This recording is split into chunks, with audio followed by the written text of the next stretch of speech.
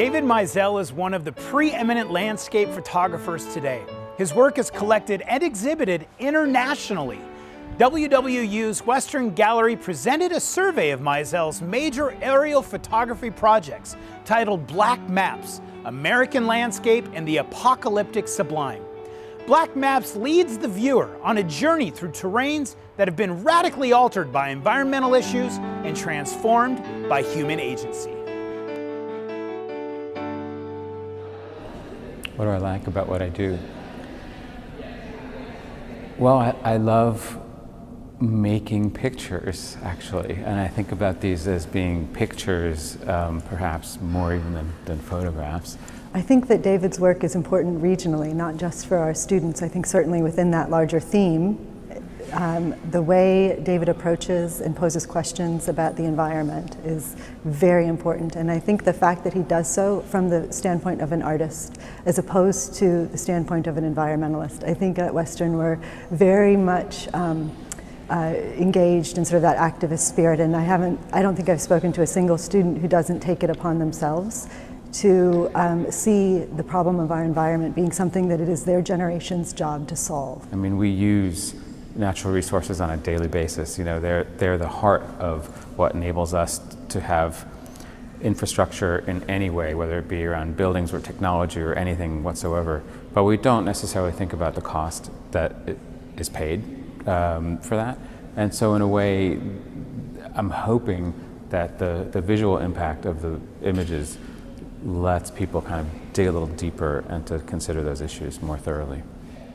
These are aerial photographs of sites throughout the United States that look at sites that have undergone some sort of human-induced trauma to the landscape.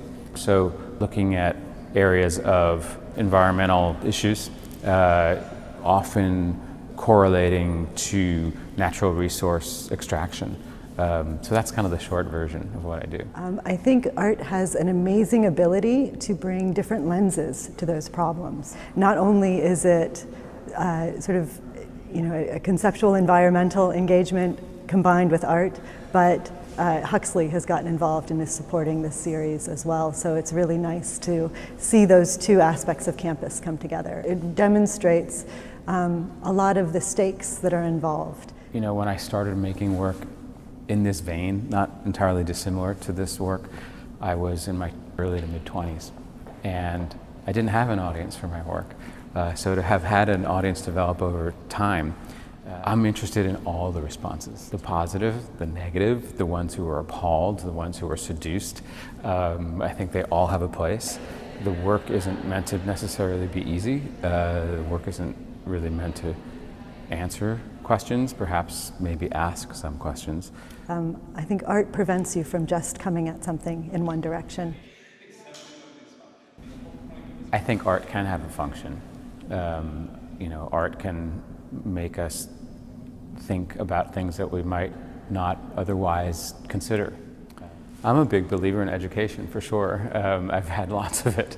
And, I don't think there's really any such thing as making a mistake when you're studying in school. Like I said, I started out in architecture, switched to art history and visual arts. I actually ended up going back to graduate school years later for architecture, left in the midst of that program, and eventually ended up getting my MFA. And so all of those things were appropriate. Even that 1 year of graduate school in architecture, that informed my thinking as a visual artist. So all of those things are kind of additive, and you can't necessarily know the outcome when you begin. So in that way, it's not a mistake.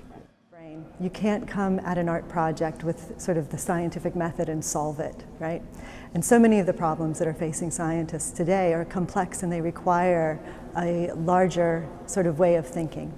And so one of the things that we think we can really offer Western students, no matter what their major, is a method through which they can approach things synthetically. In the case of David's work, you're seeing aesthetics, you're seeing this experience of the piece, and then you're confronted with perhaps what is actually being imaged there. And so you have to reconcile that, and it raises questions within you, and it creates a richer place to understand that complexity. I'm glad for the effect that the work has on people, the depth of the effect that work has on people is very, very gratifying.